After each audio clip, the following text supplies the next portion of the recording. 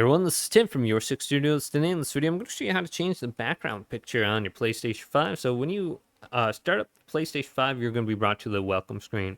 If you go down with the D-pad and then go up, it's going to reveal these hidden options on the top where we can actually change the background wallpaper. So we can go to change background right here. And we have some from PlayStation. These are going to be more like animated ones. And then if we go to the right, we have some for our specific game. So here's Astrobot. So you might unlock these when you buy certain games or something like that.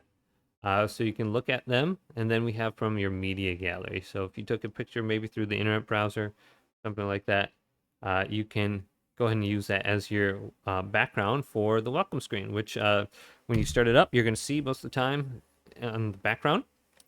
And right now I have the PlayStation 5 Pro. That's how I have like this blue CPU.